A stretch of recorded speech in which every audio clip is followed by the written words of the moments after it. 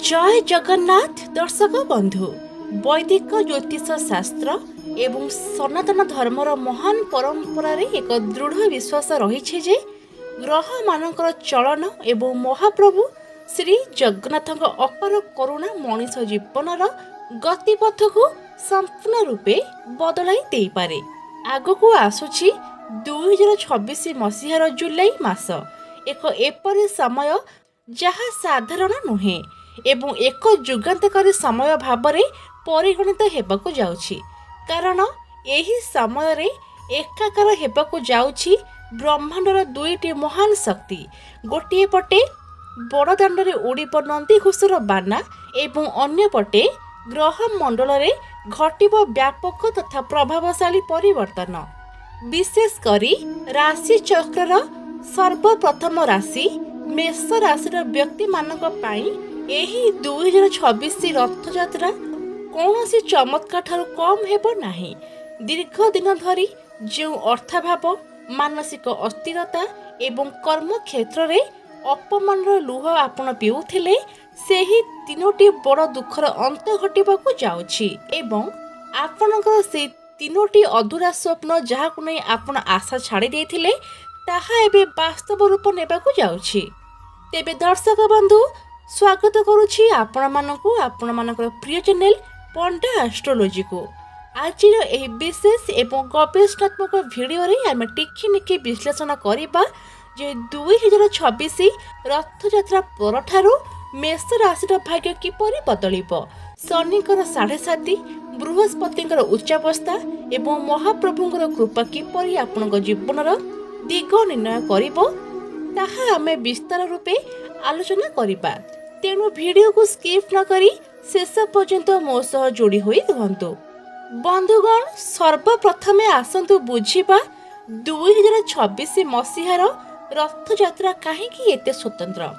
विश्व प्रसिद्ध पुरी रथयात्रा केवल एक पारंपरिक पर्व नुहे, यह हेउछि पापर विनाश एवं पुण्य उदयर एक महान दिव्य प्रक्रिया। समग्र ब्रह्मांडर नाथ जेतेबेले निज रत्नवेदी छाड़ी बड़दाण्ड को ओह्लाई आसंती सेतेबेले ब्रह्मांडर समस्त नकारात्मक ग्रह दोष आपे आपे खंडन हो जाए। 2026 मसीह पवित्र घोषयात्रा जुलाई मास 16 तारिख गुरुवार दिन पालित हेबाकू जाउछि। हिंदू पंजिका अनुजाई द्वितीय तिथि जुलाई 15 तारिख पूर्वाह्न 11:50 आरंभ होई जुलाई 16 तारिख पूर्वाह्न 8:52 पर्यंत रहिबो। आसंतु नजर पकाइबा एही पवित्र मासर किछि प्रमुख तिथि उपरे। प्रथम जुलाई 15 नव यौवन दर्शन और नेत्रोत्सव, जुलाई 16 श्री गुंडीचा यात्रा, जुलाई 20 हेरा पंचमी, जुलाई 24 बाहुड़ा यात्रा, जुलाई 25 सुनाबेश बा राजाधिराज बेश एवं जुलाई 27 नीलाद्रि विजे। जेतेबेले लक्ष लक्ष भक्त हरिबोल एवं हुलहुली ध्वनि मध्यरे रथ टाणती सेतेबेले परिवेशरे एक विशाल सकारात्मक शक्ति उत्पन्न हुए। विशेष करी मेष राशिर व्यक्ति माने जो माने वर्तमान विभिन्न बाधा विघ्नर सम्मुखीन हेउछंती, दारु ब्रह्मंकर एही महायात्रा आपनक अटकी रहिथिबा भाग्य चक्र को पुनर्बार गतिशील कराइब। वर्तमान आसंतु आपनक राशिर मूल तत्व विषय रे कथा हेबा। राशि चक्रर सर्वप्रथम राशि हेउछि मेष राशि। आपनकर स्वामी हेउछंती युद्ध एवं शक्तिर देवता मंगल। आपण माने एक अग्नि तत्व विशिष्ट राशि। अश्विनी नक्षत्र, द्विजा नक्षत्र एवं कृतिका नक्षत्रर प्रभाव आपनक उपरे रहिछि। मु जाने मेष राशिर व्यक्ति माने स्वभावतः अत्यंत स्वाधीनचेता, स्पष्टवादी एवं साहसी। काहा अधीन रहिबा आपनको पसंद नुहे। आपनको भितरे गोटे जन्मगत लीडरशिप क्वालिटी अछि, किंतु आपनकर गोटिए बड़ दुर्बलता हेउछि धैर्यहीनता एवं हठात रागी जाय निष्पत्ति नेबा। आ वर्तमान ग्रह स्थिति आपनकर एही दुर्बलता सह ही खेलुछि।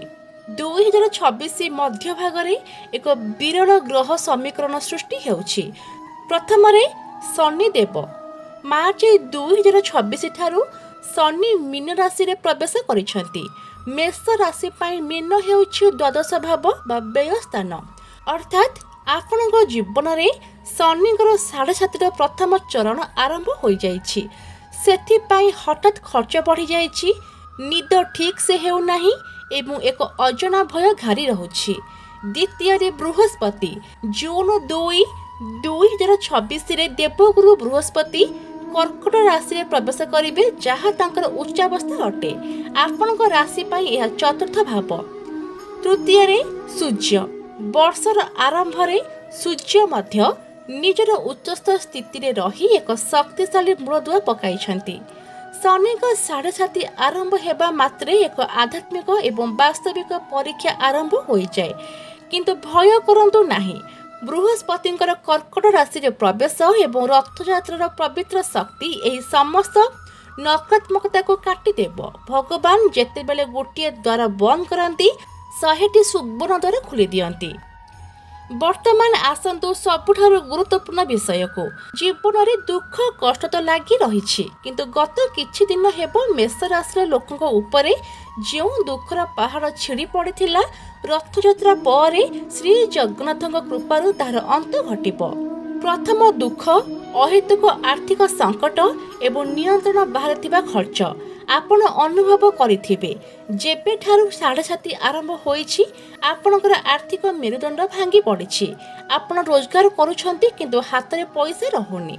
हठात परिवार रे कहा देह खराब, कोर्ट कचेरी मामला किंवा व्यवसाय रे क्षति कारणरू सचित अर्थ पानी भली बही जाइछि। काहाकू धार देइथिले ता फेरुनी। मु ठीक होउछि ना नाही? तेबे किपरि दूर हेबो?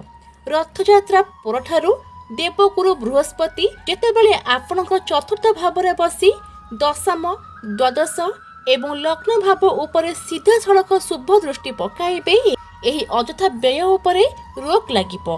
आयर नुआ बाट खोलिबो। जगन्नाथ स्वयं दरिद्रतार विनाशकारी तांको कृपारु आपणक आर्थिक स्थिति सुदृढ़ हेबो। द्वितीय दुख हेउछि मानसिक अशांति, अनिद्रा एवं शारीरिक क्लांति। आपणकर राशिपति मंगल शक्तिर कारक होइथिबा बेले शनि शक्ति ह्रास करती। एही कारणरू आपणक मन भितरे प्रबल द्वंद्व चलीछि।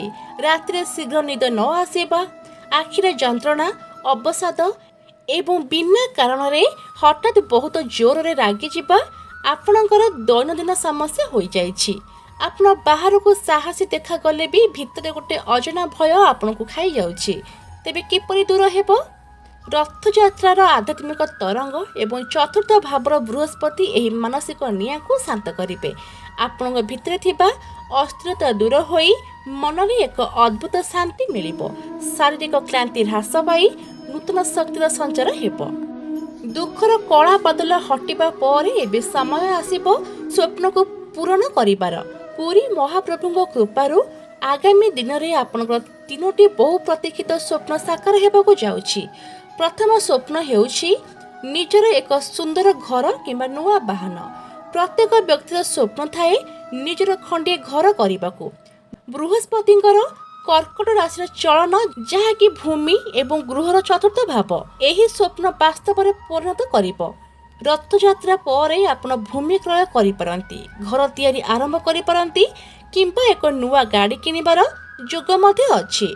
पैतृक संपत्ति विवाद थिले ताहा आपणक सपक्ष रे ही जीव। द्वितीय स्वप्न हेउछि कर्म क्षेत्र रे पदोन्नति एवं समाज रे प्रतिष्ठा। सूर्यंकर उच्चावस्था एवं ग्रह मानकर शुभ स्थिति जोगु आपणकर क्यारियर रे एक विराट लंफ आसीबो। जेउ माने पदोन्नति बा प्रमोशन पाई अपेक्षा करिसंती बा नुआ चाकरी खोजुछंती सेमानकु आशातीत सफलता मिलिबो। सरकारी बा प्रशासनिक क्षेत्र थिबा लोकंकर क्षमता एवं प्रभाव वृद्धि पाइबो। तृतीय स्वप्न हेउछि परिवार रे हस खुशी एवं आध्यात्मिकता शांति। अर्थ आ पदवी थाए कि लाभ जदि मन रे शांति नाही। आपणकर सबुठु बड़ स्वप्न निज पिला मानकु सफल हेबा देखिबा। बृहस्पतिଙ୍କ दृष्टि संतान भाव उपर पड़ुथिबारु पिला मानकर शिक्षा, क्यारियर और विवाह को नहीं समस्त चिंता दूर हेबो। बंधुगण, ज्योतिष शास्त्र रे ग्रह माने परिस्थिति सृष्टि करती सत, किंतु सठिक कर्म एवं भक्ति माध्यम रे आमे सेही परिस्थिति को निज आयत को आनी परिबा। ତେବେ ଆସନ୍ତୁ ଜାଣିବା ମେଷ ରାଶି ପାଇଁ ସେହି 4ଟି ଅମୋଘ ପ୍ରତିକାର ଯାହା ରଥଯାତ୍ରା ସମୟରୁ ଆପଣଙ୍କୁ ପାଳନ କରିବାକୁ ହେବ। ପ୍ରଥମରେ ଶ୍ରୀ ଜଗନ୍ନାଥଷ୍ଟକମ୍ ପାଠ। ଆଦି ଶଙ୍କରାଚାର୍ଯ୍ୟଙ୍କ ରଚିତ ଏହି ସ୍ତୋତ୍ର ହେଉଛି ସକଳ ପାପ ନାଶକାରୀ। ଏହାର 8ମ ଶ୍ଲୋକରେ କୁହାଯାଇଛି, ହରତୋମ୍ ସଂସାରମ୍ ଦ୍ରୁତତରମ୍ ଅସାରମ୍ ସୁରପତେ ହରତୋମ୍ ପାପାନାମ୍ ବିତତିମ୍ ଅପରାମ୍ ଯାଦବପତେ ଅହୋ ଦିନ ଅନାଥେ ନିହିତ ଚରଣ ନିଶ୍ଚିତ ମିଦମ୍ ଜଗନ୍ନାଥ ସ୍ୱାମୀ ନୟନ ପଥଗାମୀ ଭବ ତୁମେ। ଯାହାର ଅର୍ଥ ହେଉଛି, ହେ ନାଥ, ମୋର ଦିନ ଏବଂ ଅନାଥ ଅବସ୍ଥା ଦେଖି ଦୟାକରି ଏହି ଅସାର ସଂସାରର ସକଳ ଦୁଃଖ ହରଣ କରନ୍ତୁ। ଜୁଲାଇ 16 ରଥଯାତ୍ରା ଦିନଠାରୁ ପ୍ରତିଦିନ ସକାଳେ ଏହି ଅଷ୍ଟକମ୍ ପାଠ କରନ୍ତୁ କିମ୍ବା ଶ୍ରବଣ କରନ୍ତୁ। ଦ୍ୱିତୀୟରେ ଶନି 7.5 ପାଇଁ ପ୍ରତିକାର। 7.5 ପାଇଁ ଭୟ କରନ୍ତୁ ନାହିଁ। ଶନିବାର ଦିନ ସନ୍ଧ୍ୟାରେ ଓସ୍ତ ଗଛ ମୂଳରେ ସୋରିଷ ତେଲର ଦୀପଟିଏ ଜାଳନ୍ତୁ। ଗରିବ ଏବଂ ଶ୍ରମିକମାନଙ୍କୁ କଳା ବିରି ବା ବସ୍ତ୍ର ଦାନ କରନ୍ତୁ ଏବଂ ଓମ୍ ସଂ ଶନିଶ୍ଚରାୟ ନମଃ ଏହି ମନ୍ତ୍ରକୁ ଜପ କରନ୍ତୁ। ଏହା ଆପଣଙ୍କର ଆର୍ଥିକ କ୍ଷତିକୁ ଅଟକାଇବ। ତୃତୀୟରେ ବୀର ହନୁମାନଙ୍କ ଆରାଧନା। ଆପଣଙ୍କର ରାଶିପତି ମଙ୍ଗଳଙ୍କୁ ବଳବାନ କରିବାକୁ ପ୍ରତି ମଙ୍ଗଳବାର ଦିନ ସକାଳେ ହନୁମାନ ଚାଳିଶା ପାଠ କରନ୍ତୁ। ସମ୍ଭବ ହେଲେ ମଙ୍ଗଳବାର ଦିନ ମସୁର ଡାଲି ଦାନ କରନ୍ତୁ ଏବଂ ହନୁମାନଙ୍କୁ ସିନ୍ଦୁର ଏବଂ ଚମେଲି ତେଲ ଅର୍ପଣ କରନ୍ତୁ। ଏହା ଶତ୍ରୁମାନଙ୍କୁ ଦମନ କରିବ। ଚତୁର୍ଥରେ ସୂର୍ଯ୍ୟ ଅର୍ଘ୍ୟ। ପ୍ରତିଦିନ ସକାଳେ ସୂର୍ଯ୍ୟଙ୍କୁ ତମ୍ବା ପାତ୍ରରେ ଜଳ, କୁକୁମ ଏବଂ ନାଲି ଫୁଲ ପକାଇ ଅର୍ଘ୍ୟ ପ୍ରଦାନ କରନ୍ତୁ। ଏହା ଆପଣଙ୍କୁ ସମାଜରେ ଉଚ୍ଚ ପ୍ରତିଷ୍ଠା ଓ ନେତୃତ୍ୱ ନେବାର କ୍ଷମତା ପ୍ରଦାନ କରିବ। ବନ୍ଧୁଗଣ, ଏହା ସହିତ କିଛି ସତର୍କତା ନିଶ୍ଚୟ ଅବଲମ୍ବନ କରିବେ। ଯେହେତୁ ଆପଣଙ୍କର ଶନିଙ୍କର 7.5 ଚାଲିଛି, ବିନା ଜ୍ୟୋତିଷୀୟ ପରାମର୍ଶରେ ନୀଳା ବା ବ୍ଲୁ ସାଫିର ଭଳି ରତ୍ନ ପିନ୍ଧନ୍ତୁ ନାହିଁ। ଆପଣଙ୍କ ପାଇଁ ଲାଲ ଏବଂ କମଳା ରଙ୍ଗ ଶୁଭ ହେଲେ ମଧ୍ୟ ମାନସିକ ଚାପ ଥିଲେ ଧଳା ବା ଗୋଲାପୀ ବସ୍ତ୍ର ପିନ୍ଧନ୍ତୁ। ଏହି ରଙ୍ଗର ବସ୍ତ୍ର ଡେସ୍କ୍ରିପସନରେ ଅଛି, ଡାଇରେକ୍ଟ ଯାଇ ଅର୍ଡର କରିପାରିବେ। ବନ୍ଧୁଗଣ, ସମୟର କାଳଚକ୍ର ସର୍ବଦା ଘୂର୍ଣ୍ଣୟମାନ। ଯେଉଁ ରାତି ଯେତେ ଗାଢ଼ ହୋଇଥାଏ ତାର ସକାଳ ସେତେ ହିଁ ଉଜ୍ଜଳ ହୋଇଥାଏ। ମେଷ ରାଶିର ମୋର ପ୍ରିୟ ବନ୍ଧୁମାନେ, ଆପଣମାନେ ଅନେକ କଷ୍ଟ ସହିଛନ୍ତି, କିନ୍ତୁ ଆଗାମୀ ରଥଯାତ୍ରା ଆପଣଙ୍କ ଜୀବନର ସବୁ କଳା ବାଦଲକୁ ଅପସାରଣ କରି ଏକ ନୂତନ ସୂର୍ଯ୍ୟୋଦୟ ଆଣିବାକୁ ଯାଉଛି। ବଡ଼ଦାଣ୍ଡର ମହାପ୍ରଭୁ ଶ୍ରୀ ଜଗନ୍ନାଥ ହେଉଛନ୍ତି ପରମ କରୁଣାମୟ। ତାଙ୍କ ଶ୍ରୀ ଚରଣରେ ନିଜର ଅହଙ୍କାରକୁ ସମର୍ପଣ କରିଦିଅନ୍ତୁ। ଦେଖିବେ ଆପଣଙ୍କ ଜୀବନର ସମସ୍ତ ଅଭାବ ଏବଂ ଯନ୍ତ୍ରଣା ସବୁଦିନ ପାଇଁ ପୋଛି ହୋଇଯିବ। କାଳିଆ ସାଆନ୍ତ ନିଶ୍ଚୟ ଆପଣଙ୍କର ସବୁ ଦୁଃଖ ହରଣ କରିବେ ଏବଂ ସବୁ ସ୍ୱପ୍ନକୁ ସାକାର ମଧ୍ୟ କରିବେ। ଆଶା କରୁଛି ଆଜିର ଏହି ବିଶେଷ ବିଶ୍ଳେଷଣ ଆପଣଙ୍କୁ ପସନ୍ଦ ଆସିଥିବ।